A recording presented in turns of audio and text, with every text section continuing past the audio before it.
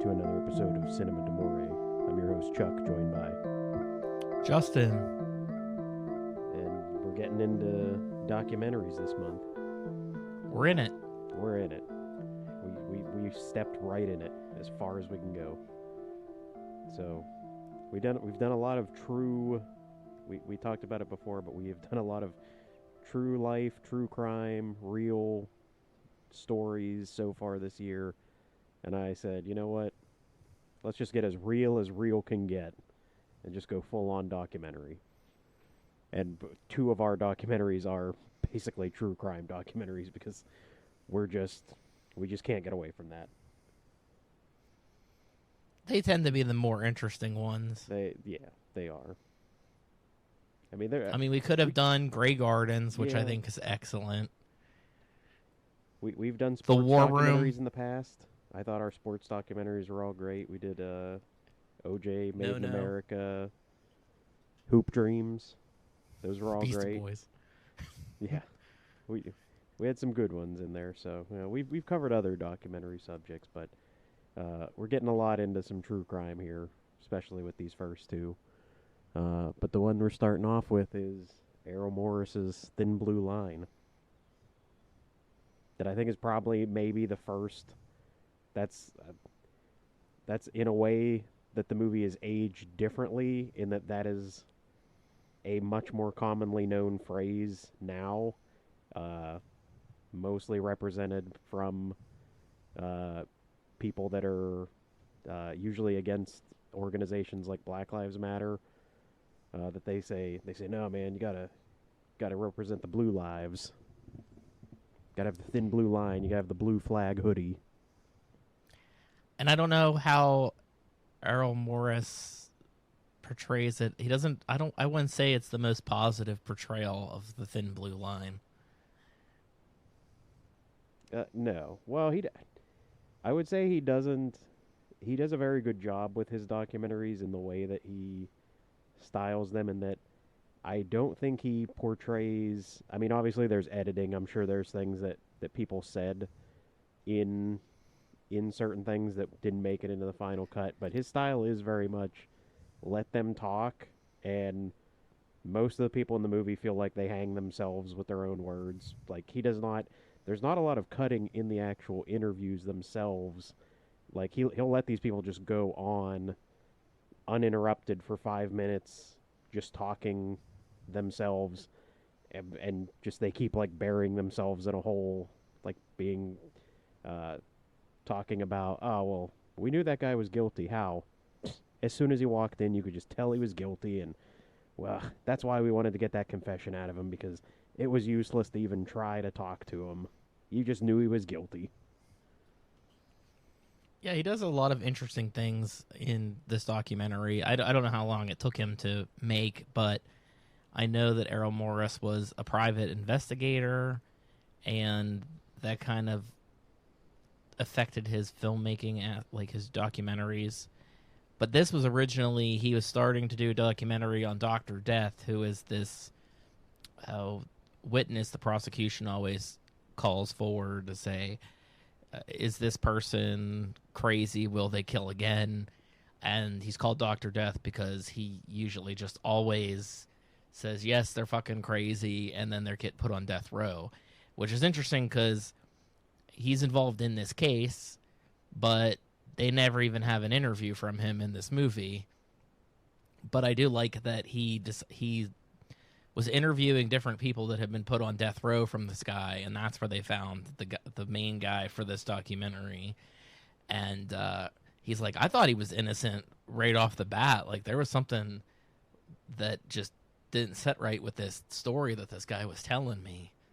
And I mean, that's the second time that he's completely changed his documentary, although for different reasons in this one, because I know his first official documentary ended up being Gates of Heaven, I think is what it's called. It's the one about the pet cemetery that he found that he wanted to talk about. But his original idea was Nub City, which was about all the people in Florida that were cutting off their limbs to try to get insurance money, and it was a big scam. but then they like threatened to kill him. So he was like, I'll make a documentary about a pet cemetery because I don't want to get murdered. He seems extremely intelligent. Like, he's firing on all cylinders. If you ever hear this guy speak, he feels like a dictionary's talking to you or something. Yeah. So it's probably, I don't know, maybe it's more interesting that we got this story other than because I don't know how interesting the other story would be because it kind of just sounds like that guy just did the same thing for every case he's ever been a part of, which is he does his goofy draw some doodles and then ask you about your life for 5 minutes and go, yep, that guy's a murderer. He'll do it again. And he does it every time. So yeah, probably good that he found a more interesting subject with the main character. I Randall. am experiencing a certain duality because after I watched this, I watched the spoof from Documentary Now. It's in the first season. I want to say episode 4 called "The Eyes Don't Lie." Yeah. It's on Netflix. Check it out. But yeah, it's in there too now. I think it was a good idea that I did it though because I'm totally thinking of, yeah, I would do it again. I'd do it in a heartbeat. I don't know what he said, but that's what I said. Yeah, to make them pay. Yeah. The story of this film is the main character or main subject, Randall Adams, was I guess kind of a drifter in Texas in the 70s, and got met up. It sounds like really honestly looking back on it when you think, well, what could have gone wrong, and it's like, hey man, I don't know, I was just a drifter, had some beer. This 16-year-old kid said I'd give him a ride. It didn't seem like anything could go wrong. It's just like it feels like a lot could go wrong when that's your setup to how your day went. That you got picked up in a stolen car by a 16-year-old who had guns in the trunk, and you bought a case of beer, and went to watch a double feature at the drive-in of some I don't know, softcore movies. It was softcore porn, yeah. Yeah, which I love how the thing I do love in this film is the reenactments are great, and it's like the fact that they devote like a decent chunk of time to showing you the exact footage of what movie they would have been watching that night. And he's like, I don't know, man, it was some kind of goofy movie about cheerleaders, and they play like a solid 5 minutes of that movie, like cheerleaders like hanging out, and it's just like, and he goes, I didn't really care for that movie, and I'm like, I don't care for it either. I don't know why we're getting 5 full minutes of it. It doesn't seem like a good movie. Yeah, they do reenactments in this, which are pretty much the standard now. They weren't so much the standard at the time.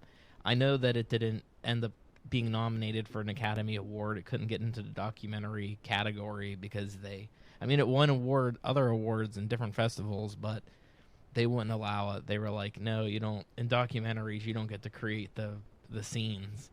And the scenes in this are actually pretty interesting because for the most part, he's reenacting what people are saying, so things change, and I really liked how things would be different. But then occasionally, I think he was showing us which was fact, because the guy would be like, I watched the Carol Burnett show, and then the news came on right afterwards, and he's showing shots from the TV guide that the news did not come on right after the Carol Burnett show, but he doesn't Miss correct America them. or something after the Carol Burnett show. Yeah, it's yeah, I think the reenactments are, I feel like, so crucial to this because yeah, like you're saying, he's not, I think that's how people viewed it, was that by showing the reenactments, it's like he's forcing the some type of specific narrative by showing that. But yeah, he's showing exactly what the person's talking about. Like when it has the one woman that's a witness, and she says, well, the windows were definitely rolled down, and it'll cut to that shot where the windows rolled down, and then the husband's like, I don't know, I think the windows are rolled up, and it'll show the same shot from the exact same angle, but the windows rolled up this time, and then the wife's, there was one guy in the car, and then it'll show the one guy, and then the husband's like, I thought I saw 2 guys in the car, and it'll show the exact same shot with 2 guys. Like he's not, the fact that he keeps cutting every different version of this together, like, yeah, it really. I feel like that's what this movie is more about than anything else. Is it's not even really a murder documentary, even though there's a murder at the center of the entire trial and case. But the movie's really just about how your perceptions can be affected in just the smallest way. Like it's so easy to be absolutely convinced. Like when they show you, they keep talking about, oh, it was a blue Chevy Vega. Like that was the car we were looking for. That's the car we were looking for. And even before they bring up that it might have been a different car, they show you like the different tail lights, the different license plates, and you're like, why is he showing me all these different things? And then like 20 It minutes was later, a jabroni. Was it a jabroni or a Boca Raton? yeah. 20 minutes later, the one guy's like, he stole a blue Mercury Comet, and they're like, well, why were they looking for a blue Chevy Vega? And they're like, well, that's because that's what somebody said it was. Well, they And it's get just, on her about being a woman. Like, you listen to how many people talk about her like she's a piece of shit because she's a woman. And it's yeah. like, I don't know who wouldn't be able to remember the car. Like, you had us looking for the wrong fucking car. And I like the pictures of when they show the crime scene, not the reenactment, but like the sketch drawing, like based on what information she would have give or what they found at the crime scene, and they're like, well, we believe she must have still been sitting at the car when the shots were fired, and it like slowly zooms in, and you see like chocolate liquid like far away from the car, like they really note to show you. It's like, I mean, why did she have to throw her milkshake so far from the car if it wasn't for the fact that she had to jump out of a car to chase someone down with a gun and throw her milkshake 20 feet from the car? I mean, it was also in the notes, so I feel like they had to include it. They had to, yeah, you have to put that in. They're like, yeah, they stopped at a restaurant, which is, I mean, the most expert product placement for Burger King. I'm sure they love the fact that The Burger King was detective shown says, so "What a much. burger," and it says Burger King. So I just think Well, it's it says like another Burger King in one of the. I only noticed it this one of the time watching documents. it. In one of the papers, like that has her statement, it does say like officer stated we got done at Burger King, but I do think that's a good way of showing that like he doesn't even correct these people while they're talking, even though that guy clearly said the wrong thing because he was like, I think they went to like Whataburger or something like that. But in the notes, it very clearly does say Burger King. So I do like that he shows in the reenactment. Actually, they said they went to Burger King that night, and that's what the cup was that we found at the scene was Burger King. Even though this guy says the wrong thing, which can make you think, well, does this cop really know anything about the case, or is he just like, I don't know, they went somewhere, I guess. Like it's like, have you even read the notes? She didn't follow procedure. That woman. Yeah, she didn't do the right thing. Yeah, Did you see Errol Morris's new movie, The Pigeon Tunnel? I haven't seen his most recent one now. It's on Amazon. Sorry, not Amazon. It is on Apple TV. And I watched it after watching this. And one of the things that's brought up, it's very similar in this as they're talking about perspective. And there's a line in it, too, where it's like two people could witness the same car accident, and they're going to have completely different stories. And that falls back into this. Which this is like, I mean, if you watching this now, I think a lot of people won't necessarily see it as anything special because so much of what we see nowadays, like our Datelines and Forensic Files, and they're all falling into, we're interviewing somebody as we're doing reenactments and trying to piece all this shit together. So it's pretty common now for especially the true crime type documentaries. Like even, we'll get into it, I guess, but the ending of this is like the jinx keeps getting brought up a lot as to like how they get Robert Durst, and it's very similar in the way that we may or may not get our confession at the end of this movie.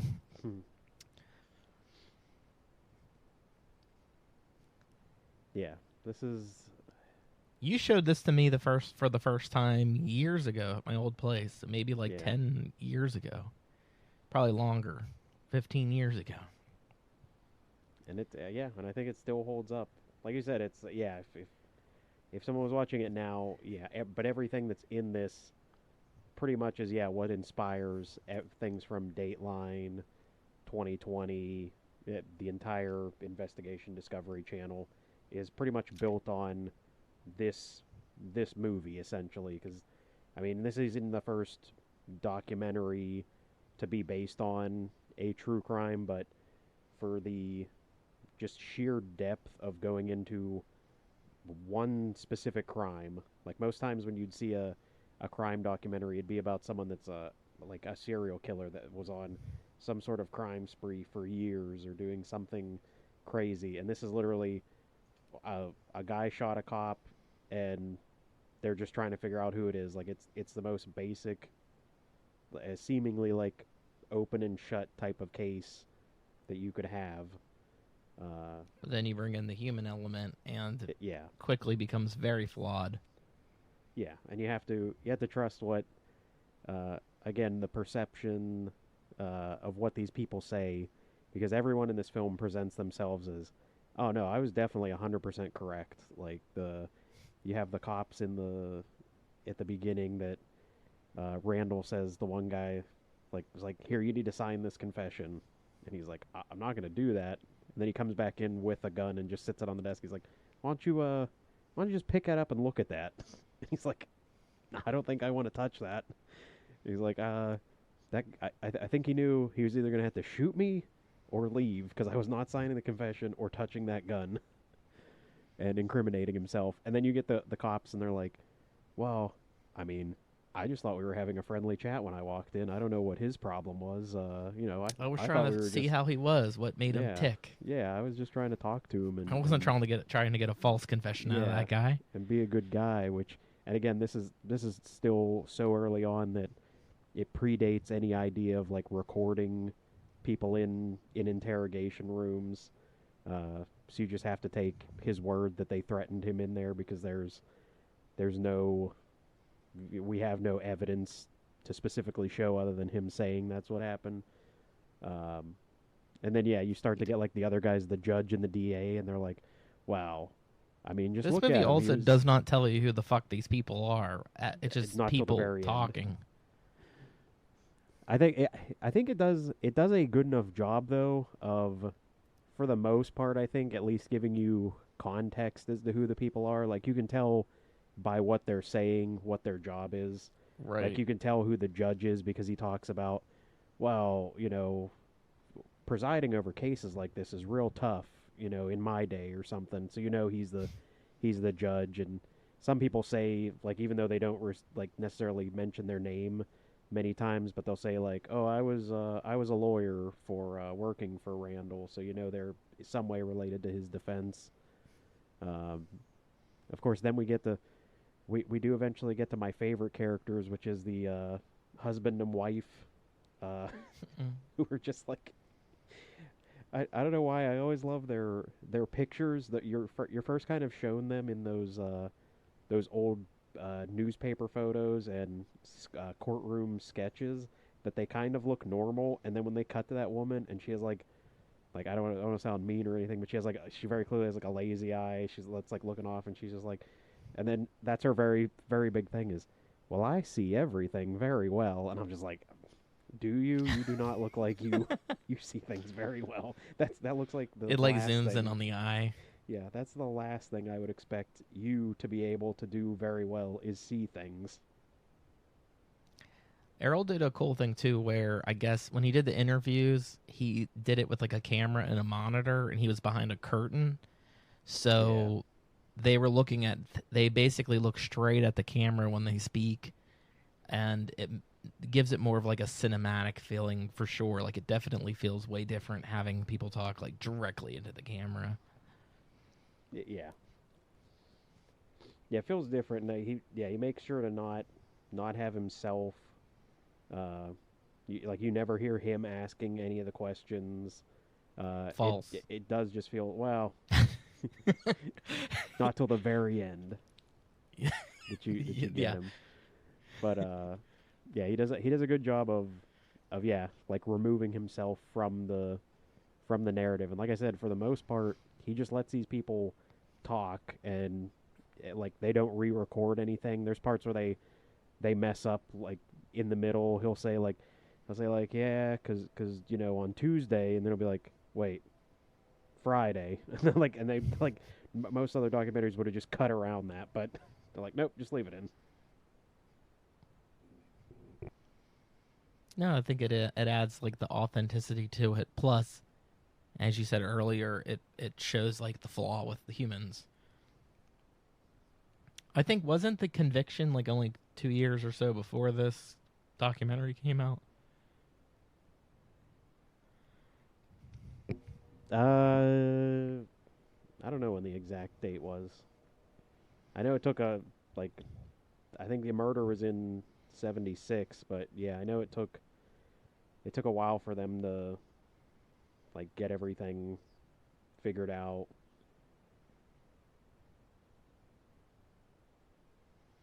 No, he was convicted Yep. in 1977, and the film was released in 1988. So yeah, he was already in prison for 11 years by the time the documentary came out. That's exactly what it says at the end too. Yeah.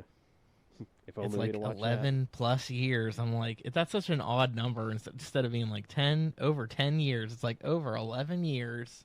In this case, I will say too, like, spoiler alert for a movie that came out, almost 30 years ago at this point. That guy got out of jail. They overturned his conviction. But yeah, he had already been in jail for 11 years, and I think it was still like another year or two after the movie came out before they finally, like, it wasn't like an instant, like, overnight they overturned his sentence. But I watching this, I was like, I'm really glad I saw this movie much later, because I can only imagine, like, if I saw this movie like in real time when it was released and been like, He went to the I'd be like, theaters. man, what the hell? That guy's still in prison? This kind of seems like this is messed up. Like at least knowing later on, like, to be able to look it up and say like, oh no, that guy got out of prison eventually. Like They did like a weird thing him. too, where they didn't just like overturn the case. They just kind of like they like shut it down. They like threw the case out, and then it was up to the district attorney. They had to like refile charges, and they never did. And they said that's why he didn't.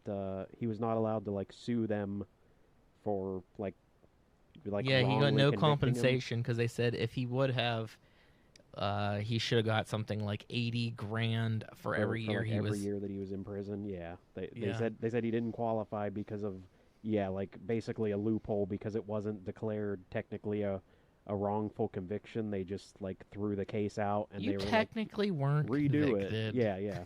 I'm sure he's super thrilled that he went to jail for 11 years, and they were just like, well, it wasn't really wrong. We weren't incorrect. Yeah. There's again, another show that I watched a lot as a kid that was pretty much, it was actually coming out around the same time, I guess, when it started, but Unsolved Mysteries. I used to watch that all the time. I knew what and you were going that's to say. that's exactly in the style of this, with like the very stylized reenactments showing what the people said happened. But there's My a friend case, Jeff, he's obsessed with that show, I and love he was that really show. obsessed. He's really obsessed with the one where the painting of Jesus' eyes open, and they're like, his eyes are fucking open in both before and after. There's no change in them. The ghost stories and like the paranormal stuff like that were always good. But I there's a case that's very similar to this, in that it was a guy that got accused of robbing a convenience store, and kind of in a similar way, like the cops just automatically assumed it was him because they didn't like him because he had done other stuff in the past, and he went to jail despite the fact that he had like 10 people that came forward and said, no, he was in the mountains like camping. We literally saw him that day. He was in his yard fixing his motorcycle, and the judge was like, no, I'm pretty sure he robbed that convenience store, even though everybody said he didn't do it. And the update at the end of that episode was just he went to prison for 20 years and then got released, and that was just it. Like, yeah, he never. There was no follow up, and even the cop that arrested him said he was like, you know what? I'm starting to think I'm pretty sure he didn't do it. And it was like, but it was the same way where it was like he never got any compensation. He literally just served a full 20-year sentence for a crime that he, in all likelihood, did not commit, and no one ever apologized to him or said like, you know what? We don't think you actually did that. He just got screwed out of 20 years of his life. And at that time, it's probably like half his life, really. Yeah. What was his life expectancy in the 80s? Not good, I'm assuming. Yeah. But yeah, our two main characters in this are interesting, and yeah, I like when you brought up Documentary Now, which I had forgotten that was an episode that they did, but because they are such opposites. You have Randall Adams that's like real soft spoken, and like that's the guy that they're like, no, that guy's definitely a murderer, and he's just like, man, I was just trying to have a good night and drink some beer and watch a movie. And then they cut to the other guy that they're like, no, there's no way this guy's a killer. And he's just like, well, you know, sometimes you just gotta shoot some people, and sometimes you just gotta steal some stuff, and, you know, yeah, maybe I did some rapes along the way. And you're like, this guy's definitely the guy that murdered that cop. Like, he's definitely the one. Like, between the two of them, it's so obvious that that's guy. And, like, watching the Documentary Now version, like, they play it basically the same way of, like, the Randall character is, like, such a normal guy, and the David character is such a, like, creep that you're like, that guy's definitely the murderer. How does no one think he frames him because he turned off his rock music because he wanted to listen to jazz. Yeah. Yeah. Yeah, and when we basically when we get that statement in the end, he brings it up earlier in the movie that, you know, he was like cruising around, and that he was like, well, can I like stay at your guys' place tonight? Like, I don't have any place to go. And then he said that he told him like, yeah, you know what, my brother doesn't want you hanging out here or something like that. And then at the end, when we get the audio tape connection, he's just like, what can I say? I mean, maybe if he'd have had a place for a guy to stay one night, you know, things wouldn't happen that way, would they? It's like, are you saying you killed them and that's the reason he's in jail? He's like, all I'm saying is, you know, maybe he should have just had a place for a guy to stay. Maybe I'm the only guy that knows what happened. So like, he's like, do you think he's a murderer? He's like, who said he's a murderer? And they go, the prosecution. He goes, no, the prosecution never said he was a murderer. I said he was a murderer. And it's just like, oh, Jesus. Yeah, you wonder back in the day. It's so weird because anytime somebody tells a story, I swear to God, all the stories sound like this. Well, did you think he would kill somebody? I never thought about that before. Like, what do you mean? You never even had that thought? That thought would be in my head. You know, Chuck's out late at night. It's weird. He's not normally. There's a murder. Everything fits Chuck's description. I don't want him throwing away that poor boy's life, Chuck. I'm sure Chuck didn't do anything. Yeah. The way that everyone keeps saying, like, even that one cop that's from his hometown, Veeder, that's like up the road from Dallas or something like that. Yeah, that guy even was like laughing the whole time. Like every time he tells a story, he's just like, "Oh, that David, yeah, we arrested him when he raped that lady that one time." And he's just like, "But that David, he's just a kid. You just can't help it, man. That's just what he's gonna do." It's like, what? Like, they really make a lot of excuses for this guy that he just keeps getting away with everything, and every time he's got to go look for him, he's like, well, then there was that other robbery, and I thought that sounds like David, so I went to look for him, and sure enough, he was in prison in California. Errol Morris had an interview scheduled with him, and he wasn't able to make it because that weekend he was killing somebody. And Errol Morris said, well, if there's ever an excuse that's worthy of missing an interview, it's I had to commit some murder. Sorry. I'm a little busy this weekend committing some murder. Yeah. Stuff comes up sometimes. Yeah. Yeah. Everyone in this movie is interesting. I guess another movie that I would say this reminds me of, in a similar way. Maybe it's just Texas in general. They're very odd. Is like it makes me think of Bernie, because that's a movie about like all these people that are just kind of weird, and they're just like, but they do the same thing. Like, well, I never thought that guy could commit no murders. He seemed like such a good guy. It's like, they're like, no, this guy 100%, and he pretty much flat out admits, he's like, yeah, I killed her and stuffed her in the freezer, and they're like, I still don't think he would do something like that. He was just the too whole good of a town just guy. loves him. He's such a Yeah. nice guy. The whole town's behind him, but yeah, the people are interesting. Like I said, especially the husband and wife. That I love that they come forward and they're very strongly. We definitely saw that happen that night. Well, we were coming home from the store. Then it like cuts that one where it was like, they couldn't have been coming home from that store because she got fired 3 weeks ago for stealing money out the register. She's like, let me tell you about those people. They're scum. They're the worst people around. She's like, that's the only reason they're ever doing anything's for money, because they're just scum. Yeah, they basically said that, she made shit up because she was going to get a reward money out of it. The reward money, plus she, and again, it always sounds bad when, as soon as the first thing they ask her about in an interview, I guess, is, she's like, well, I always wanted to be a detective, so I was always trying to get involved in any case that popped up. I was always trying to get in and find out what was going on and stick my nose Another in red there flag that no one bats an eye at. Why is she like so interested in getting involved in this case that has nothing to do with her, and she says she does that all the time, and her husband does the same thing. The husband's like, yeah, damn, she is always sticking her nose in business that don't belong there. Like, that's the one problem with her. He's like, when we were driving by, I said, quit turning around and looking at that. We gotta move on. You can't be looking at stuff like that. Quit getting involved. Then we get the other witness that was out on the street, which his story is great too, because he, even as he's like talking, he keeps saying, was there two guys? I mean, I thought there was two guys, but I guess there could have been one. And yeah, when I saw him in court, he didn't look like the guy I saw in the car that night. But I guess maybe it was just dark.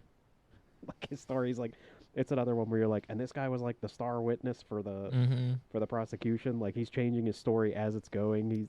They play that reenactment so many times. He's like, I think he was out of the car. Maybe he was still in the car. No, I think he was out of the car. He was by the front of the car. No, maybe he was by the back of the car. Like, his story keeps changing every second because he cannot remember that night at all. And then we find out from him, well, I didn't want to come forward at first. Why?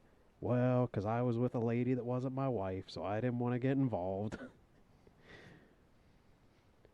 There's just every reason for why these people should not be the witnesses at all in this case. Yeah, I mean, the prosecution just wanted to find somebody.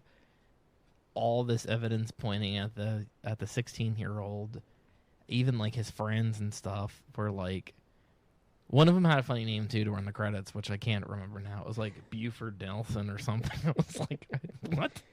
I'm making it up, but definitely a Buford in there. There was some sort of weird ass name like that. It was like the most redneck name ever. But yeah, just these interviews that Errol gets where it's just these people like, yeah, he did some weird fucked up shit. Stole the keys, stole the car, hid the gun in this creek or something behind his house. He wrapped the gun in a sock and then sprayed boot oil on the sock so that it wouldn't rust the gun. Oh, I believe you're thinking of Hootie Nelson. Hootie Nelson's who I was thinking of, yeah. That is a great name. Hootie Nelson. Oh, I was like, yep, that's definitely one of his friends that were like sticking up for him. Well, I didn't even think they stuck up for him. Like they all even all of his friends all pretty much say, "Yeah, I mean, he did keep telling us over and over again that he killed that cop that you saw in the news." Like they don't even the people that are his friends at no point in that thing stick up for him in the slightest. Like they all pretty much seem to agree. Yeah, he did seem like kind of a murderer.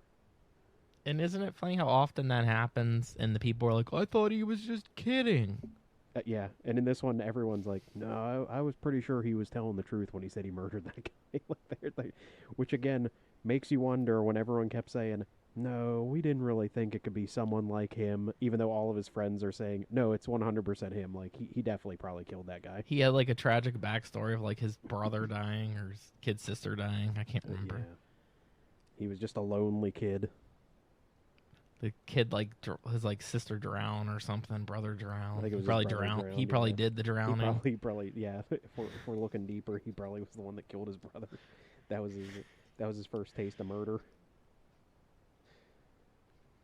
Yeah, I just think it's fascinating because like anytime that they try to prosecute somebody, you know, the longer that they take, the worse that these people's memories get. So even having a trial a couple years after the incident, already what they were saying that night's not matching up with what they're thinking, because it's like you said, they start to second guess themselves, where it's like, oh yeah, I thought, this night the guy was in the car, out the car, two guys, one guy. Yeah. Did That's he have a fur coat on, or did he have bushy hair?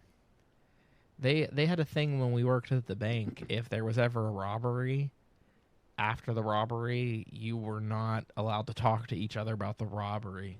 You had to like separate yourself, like, because they said so fast someone will be like, the guy had a pink shirt, and somebody will be like, I thought it was a blue shirt, but yeah, I guess maybe it was pink. So then everything starts getting fucked up from what other people said or saw. Yeah. Me, I'd be like, it was like a black and white guy, and he was wearing black and white clothes, and you'd be like, Justin, you're just fucking colorblind. I don't see black and white, but I don't see color that great either. Yeah, it's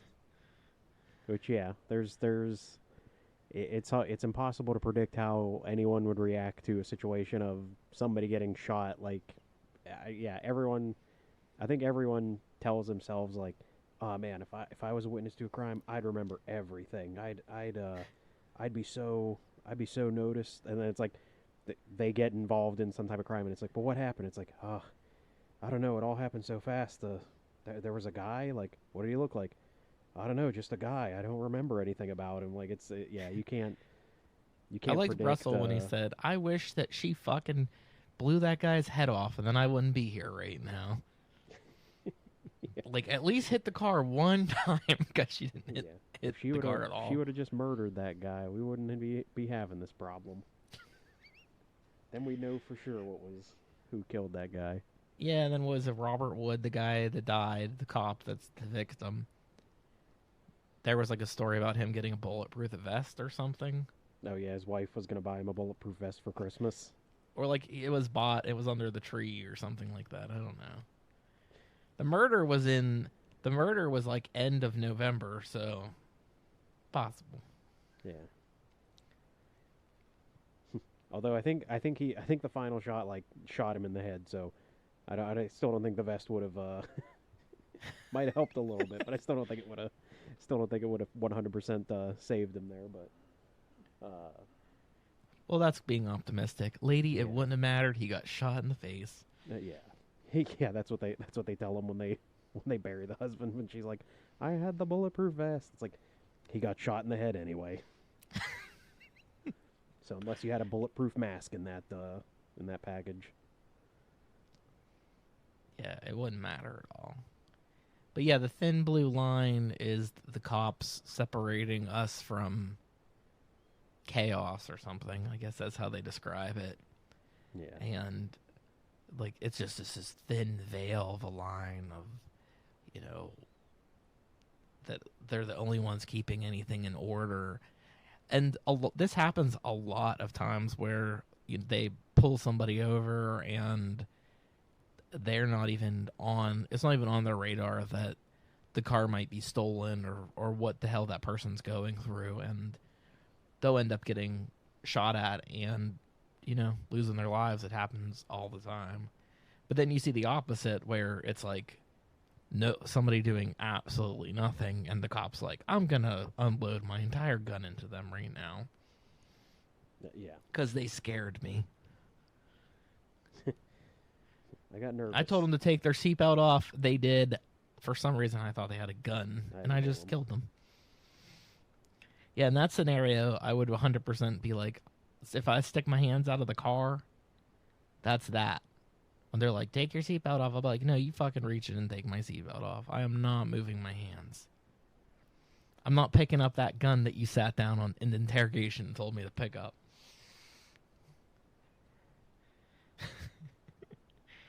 I was just trying to see what made that guy tick. Yeah. But it is funny because it's like, 1988 this movie came out. The guy, Russell, says that he's not really signing a confession. He's signing a witness report about what he saw or what his story that he went through with this guy. And then there's the media that he said that they changed the story into that he signed a confession. And he's like, I definitely did not sign a confession. I just signed what the hell happened, my story of what happened that night. So it's actually pretty crazy because my entire life growing up, everybody's like, if they were innocent, why would they confess? And now we've seen 5 billion cop shows where it's like, well, they've had them in an interview for 15 hours straight, won't let them sleep, won't let them eat, and it's like they're just at that point they're basically being tortured, and they will sign anything to get themselves out of that room. Yeah. Which we've learned now, and that if that ever happens to us, it also another thing where people say it makes you look guilty, but I would ask for your attorney, even if you didn't do it. If you did not do anything, I would just straight up still say, don't be like, I don't want to look guilty, so I'm not going to ask for attorney, because that's where you're going to get fucked. They're going to be like, we found an inconsistency in your story. You know why? Not because you're actually guilty, but because you're a complete dumbass, and that's what I would be afraid of. I'm a dumbass. I'm going to say the wrong things. I want my attorney here. I don't care how guilty it makes me look, but I'm not. I would want to work with helping solve the case of whatever it was, but yeah, how often do you see that in true crime things well, he wasn't being very cooperative, and it's like, well, what do you mean by that? Well, when we tried to talk to him, he asked for a lawyer. And it was like, well, I don't think that's not being cooperative. I feel like that's just a basic knowing your rights, not incriminating myself. Yes, yeah. But that's how they'll portray it as well, he wasn't being very helpful because he wouldn't sign the fucking confession. That's why they phrase it like that, well, he when we brought him in, we just wanted to ask him a few questions. Why would an innocent man ask for a lawyer? That just doesn't make any sense.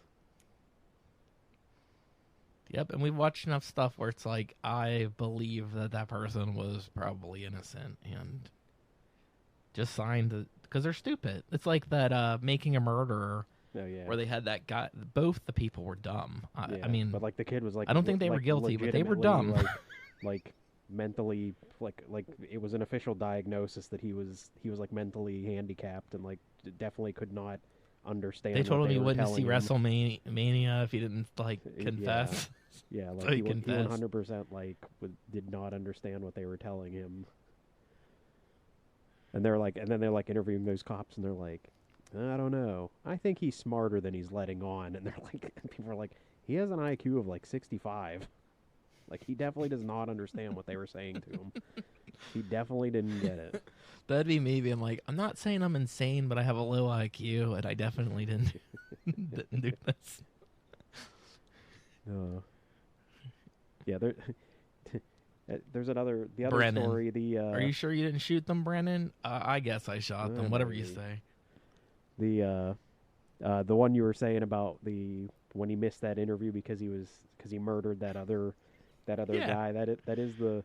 That's another like one of the funniest stories in this, which again is one of those ones where that cop's like laughing like it's such a hilarious joke that when he says he broke into that guy's house to like kidnap his girlfriend at gunpoint, and then when the guy came out with his own gun and started firing at him, he killed him, and then after he got arrested, he was like, "Man, that guy was crazy. He came at me with a gun."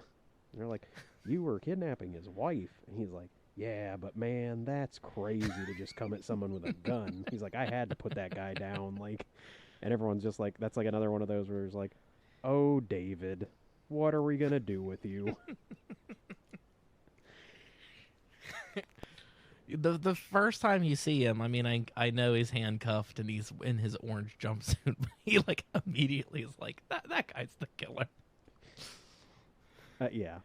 Well, it's like even like again their interview style, which yeah, I think they very much like we were saying when you watch that documentary now thing, every time they're talking to Randall, he's looking like directly into the camera, and seems to be very honest. And every time they're interviewing David, he's like staring at the ceiling or like completely not looking at him. Like it really seems like he's trying to like think of his lies. Like they're like, "So what happened on that day?" And he's just like, "Oh, wow, I just was," and like Which is won't look another straight thing like at a him. polygraph because people can look even the face and lie to you. You know what I mean? Like just because you look off to the side or something because you're uncomfortable doesn't.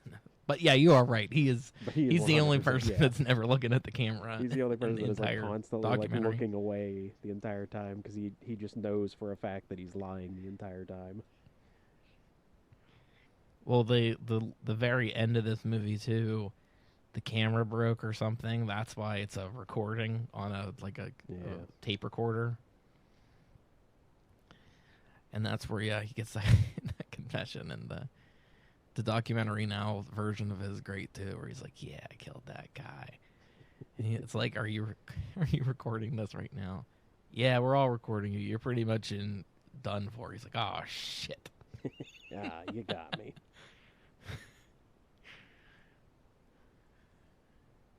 But yeah, that's what I was gonna say. It's kind of like the Jinx because the Jinx did the same thing with Robert Durst about these couple murders that they believe that he's involved with, and at the very end, it's a hot mic thing though, where he's still mic'd up for his interview and he's in the bathroom. He just fucking confesses.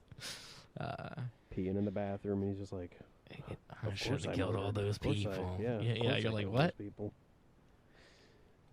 And interestingly enough, that shows back for a second season, which I guess like the aftermath of it, which Yeah. I'm really interested in because they said that they didn't know that that's what he said until they were like just finishing up the episode before it aired. But like, I don't believe that. I don't see how that could possibly be true.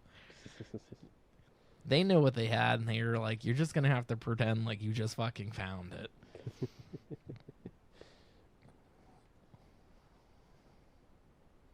Yeah, but yeah, this It's another this is. Criterion movie too. You picked the Criterion movie. I mean, I wasn't even trying. No, What they what? pretty much have all the best documentaries. I mean, I saw this one's like highly rated. Was it Sight and Sounds? Just like a bunch of different categories. It's always like within the top 10. Yeah, yeah. This isn't the only thin line we'll be talking about. That's also a Criterion Yeah, if you wait until the end of November, we might have another thin line. of a different color. It might be color too. Yeah. It just worked out perfectly that way. Yep. There was no thought behind it whatsoever. No, Right? complete. Yeah, I didn't accident. think there was. Yeah, but yeah, this movie, yeah, it's still well worth watching. I still don't think, even though all of the elements from it have been adopted into everything else, I still think it's a really, really good movie.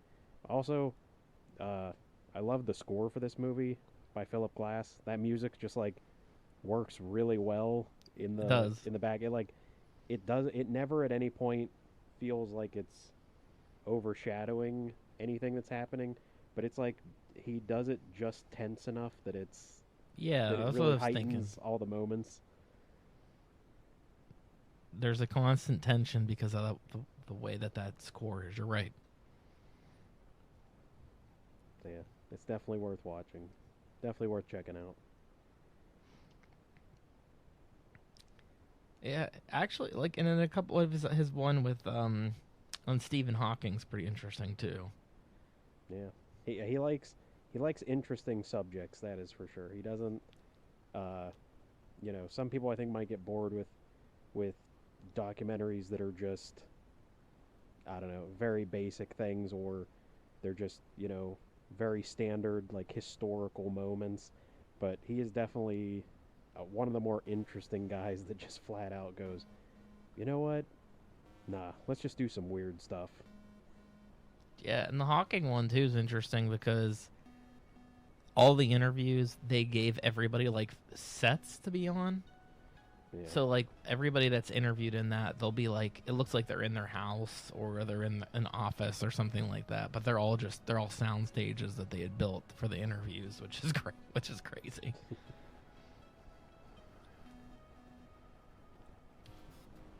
Yeah, check that out, and check out the Pigeon Tunnel. Apple TV, Errol Morris. There you go. I almost said Errol Flynn. Let's look back 100 years. We've only got a couple Errols out there.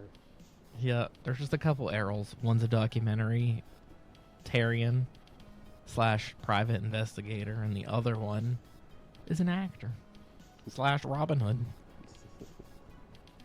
He's a Robin Hood. Yeah, no, next week I'm going to do Dear Zachary, which is probably like more upbeat the most for sure. It's definitely more way more upbeat documentary.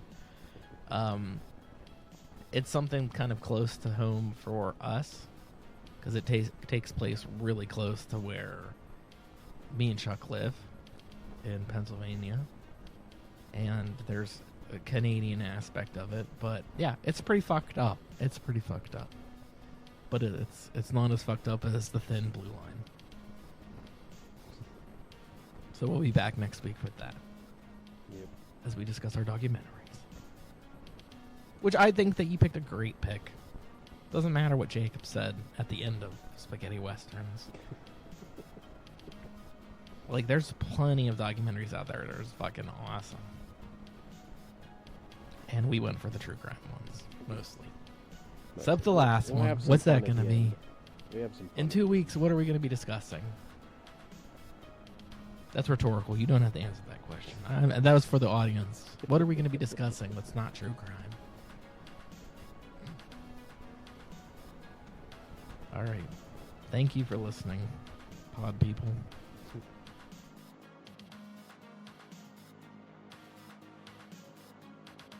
We are Cinema d'Amore. Follow us on Facebook and Twitter to stay up to date with news and information on upcoming episodes. Find us on Apple Podcasts, Google Podcasts, Podbean, Spotify, Amazon Music, Audible, Pandora, Alexa, or iHeartRadio. It would be greatly appreciated if you subscribe to our podcast on your platform of choice. We also appreciate feedback, so rate us, review us, and let us know what you think. And above all else, thank you for listening.